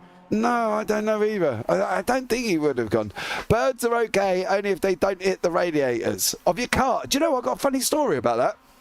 Let's hear it. My son did a paper round, right? And I used to have to drive him around because where we live is quite rural and he can't ride. It's about a 20-mile round trip. The poor little rascal would be knackered. And we were going down one of the lanes and it was about 6 in the morning, and we absolutely hit a pigeon. Now, normally they just disintegrate and they go poof, and it's like a fur of feathers. No, this pigeon had gone through my grille of my car, and then we got to the next paper drop and he was still flapping around in the grille and I couldn't get him out. So the poor pigeon stayed in my radiator for the next hour and a half round the paper round until I got home, and then I had to take my front end apart to fish the pigeon out, which then flew out as if nothing had happened and flew off to where he just came from after I literally hit him at about 40 miles an hour. So yeah, so there you go. They are okay until they hit your radiator, Cal, and this one managed to survive. Mind you, there was quite a lot of feathers and quite a lot of, should we say, bodily fluids inside the car after, so I'm not sure what happened there, but he survived anyway. Well, as far as I'm aware, he flew off, Mike, so let's just say he survived. That's a burly pigeon for being able to survive that. I don't think most people would. No. That's fascinating, to be honest. Yeah, he went in head first into the grill and was in the. And it was only the fact that my son nearly jumped about 10 feet when he walked across the front of the car to deliver his next paper that the bird started flapping around like an absolute trooper. So fair play to it, but you know, I'm guessing it lived. It flew off quite happily. So we'll put a silver lining around the cloud and just say that it survived. All right, on that. I agree. Yeah, that is awesome. Yeah. And sad simultaneously, but yeah, but definitely a heck of a story. It wasn't good for me. I had to take my front end apart because I couldn't reach the radiator. Pete Newman will be on pole position with Sir Alan Toon and Steve Hefford, and then Tom Griffiths there in 4th, Darren McLean in 5th, then Charles Kellerman, Colin Sanson, Ralph Cullinan, and Jamie Ayres, Jamie Wilson, Dan Hunt and Craig Jones down in 12th, and then Michael Lake in 13th. Not too sure if he's going to take to the start, Mr. Lake. I think he has. Newman is out in front now. He's on pole position. Right. Lights on. 1, 2, 3, 4, 5. Race 4, ladies and gentlemen, is green, green, green. Newman gets away. Tooney gets out of the way. So Newman gets off the line. Tooney escapes and tries to move out the way. Through he goes, takes the whole shot. Job done for Pete Newman. Steve Hefford in second, with Griffiths in third. Then McLean has also jumped Toon as well. How's he going to end up here? And where is Alan Toon? Is he going to battle it out here as well? He gets the position back from McLean. That puts him in 4th overall. It's going to be the first test for Sir Alan Toon. Going down into turn 5. Is he going to hold on to the position? McLean's going to go up the inside. He's not. There's Argy Bargy behind with Sampson and Ayres as well. Hunt in there. Wilson, Cullinan, all in there. Pete Newman out in front. Took the whole shot as well, Mike. Did what he had to do. Hopefully, he might be able to hold it this time.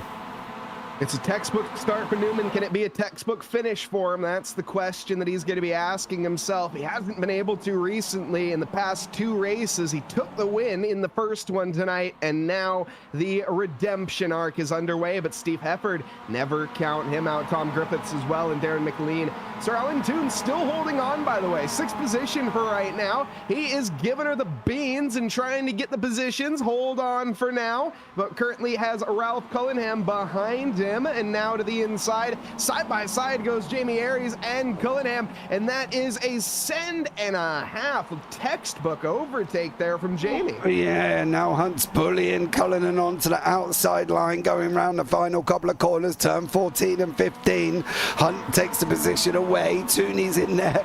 He's being a nuisance, but not in a good way here, I think, for poor old Alan Toon. He's just getting muscled out. He's like a kid in a playground. He's just been bullied. Poor old Toon, he's lost his shoes, he's lost his packed lunch, and he might end up losing his lunch money here as well to the 3 guys behind him. But he's had a good old go for the first lap. Tooney's hung on for nearly 2 minutes. Keen is that to place at the moment. He's sitting in 9th overall, 3rd in class. Go Alan Toon. Hefford now in with Griffiths. Newman trying to escape, and I do wonder whether or not that's what Newman really needs to do. I know Newman hates finishing and winning races with contact, and you know, and I do wonder whether or not that's got something to do with that race, because there was contact there. But I think for him, he likes to win and likes to win clean, so I do wonder whether or not that's the issue. But I think here he needs to escape. He needs to make sure he can wrap this win up and do it cleanly. Yeah, and you know, to be honest, I mean, Pete Newman, clean is such a relative term in racing. There's always going to be a collision. There's always going to be a little bit of scrapping and trading paint. So, you know, I mean, in my opinion, Pete Newman, if he did make that decision to pull off to the side, fair play to him. Yeah, that was kind of what I thought at the initial look of it, but I still think he deserved that win wholeheartedly and should have took the checkered flag. But again, that's to each their own. If he wants to race on his pride that way, then hey, you know, that is on him, and I respect that completely. And this time, he's looking to clean things up and just have a dominant start to finish victory. Yeah, Hunt is in behind Ayres. This could be that run down into 1. How out it goes. Oh, he doesn't and didn't. He made a notice to Ayres that he was not going to challenge him then, and that was clear. But now Kellerman is in this one. McLean's in the front of these 2. They've got to clear 2 AMs, and we know Kellerman's been quite swift this evening. You know, he hasn't been a slouch to get past, and he's done a great job here. So is this going to be really tough for the guys behind? Because if Kellerman starts again, that same thing we've been talking about, if he starts letting one through, he's going to be very quickly going to be into the clutches of Craig Jones. He really will be, and his biggest goal, in my opinion, is to stay on circuit. He went through that turn 5 right there, and I had to hold my breath as you were talking, because that is the same corner that he had the incident in the previous races. And oh, that was what I was talking about at the top of the broadcast also. Cars taking flight through the triple chicane. That was just a 2-wheel lift, but it can certainly get a bit more dangerous and dicey, as it has in the background. Jamie Wilson looks to be round. Yeah, Wilson here. This is with Mr. Lake, it is, in fact. Oh no, I think he went in a little bit hot there. I think Wilson went in a little bit too hot. Unfortunately, Jones turned into almost his brake, but Kellerman, he's been pushed by Hunt. Hold it, floor the throttle, turn left. Oh, into the barrier. I thought he had it. I thought he had it as well. I thought we were going to see a Tokyo Drift moment for Charles Kellerman. Unfortunately, we didn't. We saw more banger racing than Tokyo Drift. But listen, in the meantime, that's freed up Darren McLean to be leading the AMs by quite a while here. I know, Cal. Don't cry, mate. It's okay. Dan Hunt is here with Cullinan, and they're scrapping it out. Jones and Sanson also battling it out for the final. Well, that's second and third actually in the AMs, if I'm doing that correctly. So these guys are fighting out for the second and third spot on the podium here.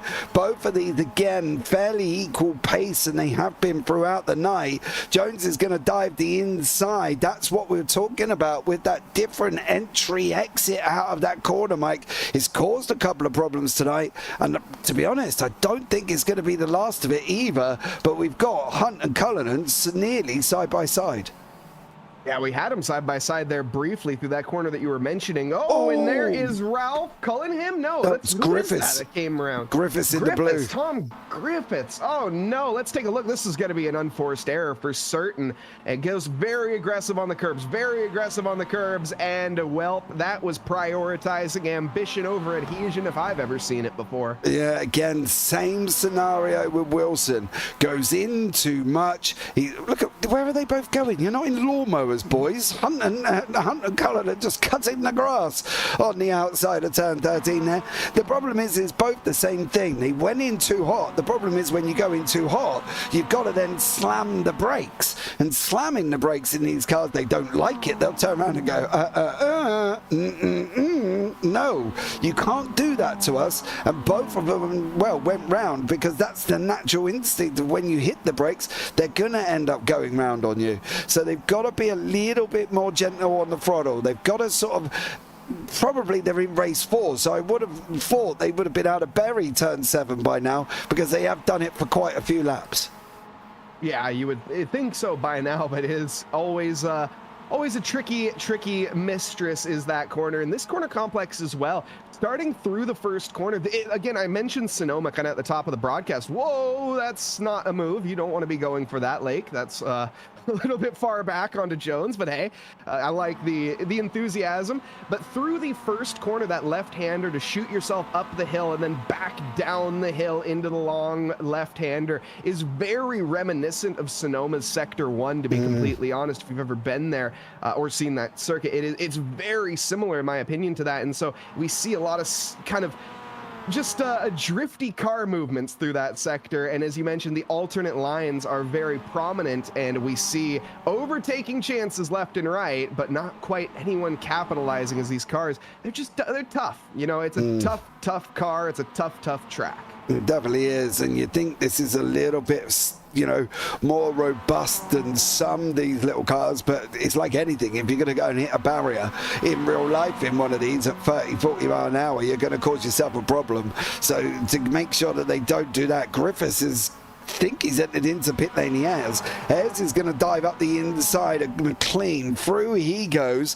Now McLean's got Hunt for company. Let's hope that this overtake goes a little bit cleaner than the one he did on Charles Kellerman. He did look like he gave Kellerman a little bit of a push, should we say, up the back end there, and it does go a little bit cleaner. McLean makes sure that it does there, and Hunt goes through without any problems and is allowed to go and carry on his battle with Mr. Ayres. McLean goes in a little bit hot again, takes a wider line compared to Mr. Cullinan, who takes that tighter line, sort of settling down a little bit. I think that's what we've got at the moment here, Mike. We've got 6 minutes to go, and it's kind of all settling down. The gap's starting to appear.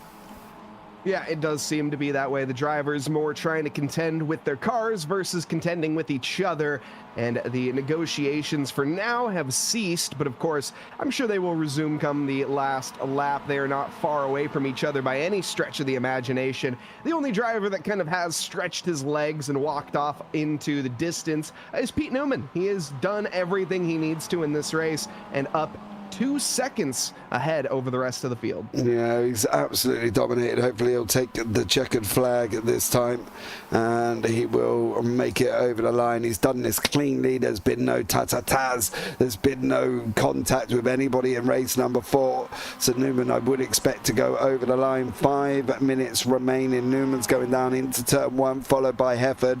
Ayres and Hunt are going that way. Cullinan and McLean also heading in that direction. Through turn 1 they go. Cullinan closes right up behind McLean. He's looking to take the inside line. McLean definitely, Mike, let him through that time. Yes, that is a pro and an am fight that does not want to fight. That is the equivalent of going up to someone and saying, hey, bro, you want to fight me? And say, you win. You win. Oh, he's coming back, though. At least he's thinking about it. What is this? Do we actually have a fight? No, he's check. He has gone into the bag. He's just, keeping Cullinan's head on a swivel. That's my prediction. I honestly don't know. Yeah, I think, to be honest, with McLean, and Hunt, though. He's just going to stay where he is. Hunt, however, is not trying to stay through where he is. Into 7, over the curb. They both go. They all get the braking right this time. And there was a lock on the brakes or a squeal of a tyre coming out of for Ayres. Hunt's nestled in through the left, through the right they go. But the hill now into turn 11. Is this going to be Hunt's moment? He pulls out. It's going to be a left-hander, though, so Ayres should have the advantage. He does have the advantage. Through he goes out the other side. Now Ayres holding on. Hunt's going to get a better run. Is he going to be able to make it through turn 12, through 13? Not this time. He's just got to make sure.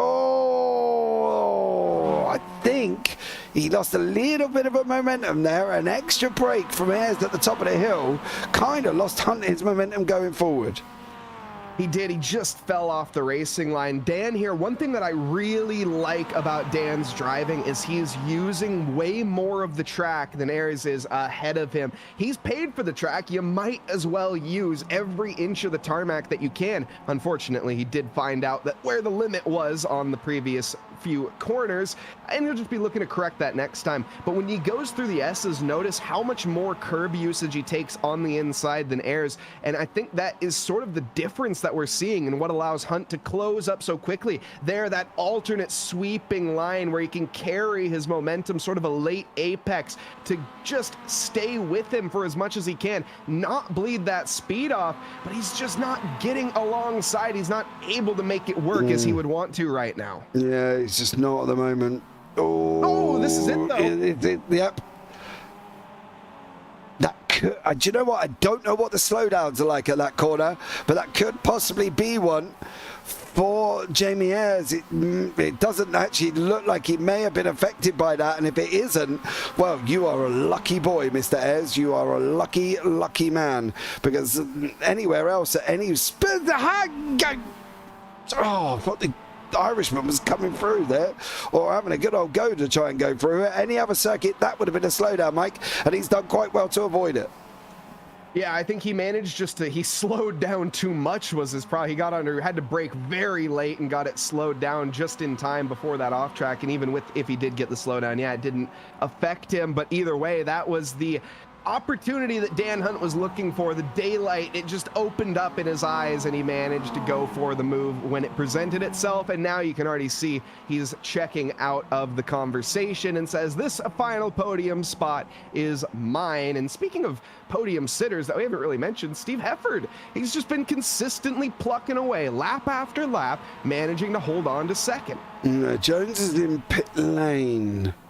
Oh, what have you done here? No, that's Colin Sanson. Oh, no, it's the next one I want.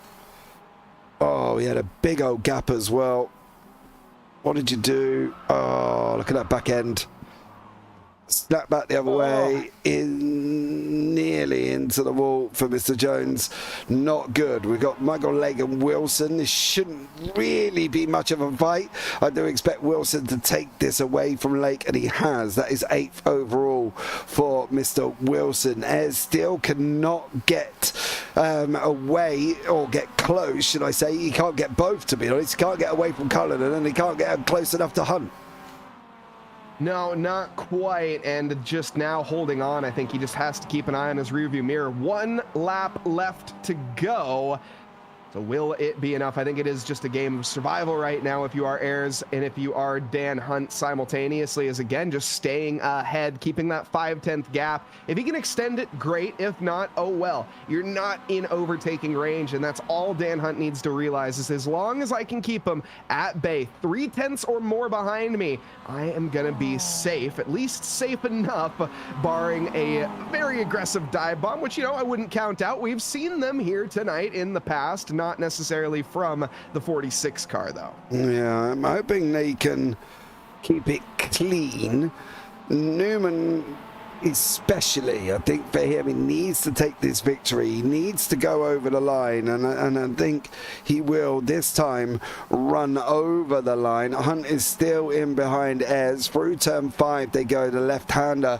Newman's just onto his approach at turn 7. He's going to go through flying there, but it is going to be this battle we will focus on a little bit until it's time to cover Pete Newman. Hunt again, Ayres in there through 7 they go. That's straight lining that right, left, right. Now on the run out, both of them get a decent enough run here, Mike, and at the moment it looks like Hunt could hold on to this position. I think this is, I'm pretty sure we're looking at the finishing order right now, barring any mistakes. If I do have to put the prediction in, yes, there's only a couple more corners left, and Pete Newman, he is heading down towards the final corner complex now, and I think these drivers have accepted the writing on the walls, and they have called it enough is enough. We'll see, though. There was a photo finish last time for him, but here is our leader. Yeah, Pete Newman around the final corner. He is going to finally come over the line. He is going to take a victory in race number 4. 1 and 4 for him. Steve Evans gets himself a second after what could only be described as a rough night. Hunt comes over the line for third. Wilson in there and Cullinan. Darren McLean is going to win the AMS for Darren McLean, and a great job from him. Bit of a useful information actually for this man here. How many podiums did he take tonight, Mike? Darren McLean, he managed to take, let's go back and check the notes. He had 1, he had 2, he had 3. So this is his 4th podium. Yep. 4 out of 4. I believe that is the only, is he the only driver? Nope. Hunt has also got 4 out of 4 as well. Jamie Ayres missed out in race number 4, but yeah, for Darren McLean, he got, what did he get? He got one win, 2 seconds, and a 3rd. So he's got kind of almost a full house as we wait for Sir Alan Toon and Mr. Kellerman to come over the line. Tooney's lost his front end. Oh, no. And speaking of Kellyman, I just wanted to mention as well, speaking of drivers that had the chance to get a 4-round podium finish, Kellyman had that chance tonight going into this race, but unfortunately in race 4, he did not secure the podium. Here's what happened to Alan Toon, as it is a bit of a kerfuffle, and a light tap to the rear end sends Alan Toon careening into the Aramco. Yeah, that's what happened to him, and then his bumper just fell off after that one. And Charles Kellerman has crossed the line. Let's bring you up the results for the final time here this evening. Pete Newman finally takes that victory in first place, with Steve Evans in second and Dan Hunt in third. That's a 1, 2, 3 in the pros. Then you've got Jamie Ayres and Ralph Cullinan. Darren McLean wraps up his 4th podium of the night and takes the victory with that. Colin Sanson grabs second in the AMS, separated away from Michael Lake, who did grab 3rd from Jamie Wilson. So Alan Toon in 10th, and Charles Kellerman, Craig Jones and Tom Griffiths round out your top 13. Again, race, as the evening went on, the racing kind of got better and better and better. Yeah, race 4 wasn't probably as nearly as exciting as race 3, but it was still more exciting than what race 1 was. Yeah, race 2, the highlight, though, in my opinion, just in terms of the strategic scrapping that we saw from all of the drivers. That was, I think, the highlight for me, to be completely honest. But yeah, you know, the drivers getting more comfortable with the circuit, getting more comfortable with each other on this circuit, as of course they've raced with each other plenty. This is round 10. They've had over 40 races together in this league alone. Nevertheless, other leagues they race in as well. So it's just really down to, I think, Barber in general and being one of those tricky mistresses that we have to contend with. And the drivers, by the end, I think they negotiated it pretty well. Yeah, absolutely. Right, guys, that's going to wrap it up. I prefer the pits anyway. Well, you've been in there, Craig. You might as well enjoy yourself. You paid for the track. You might as well use all of it on that one. So thank you so much for joining us here as well. It's been a very interesting round 10. We've only got 2 more rounds to go. And I can tell you now, we're going to end up New Hampshire Road Circuit and Saxon Ring Circuit as well. Never been there, so I'm going to have to do a little bit of research on the final race of this season. But for now, guys, that's going to wrap it up. I've been James Parfitt. I've been alongside Mike Nause, and as always, take care, have a great week, and you never know, we might see you on the track sometime. Good night.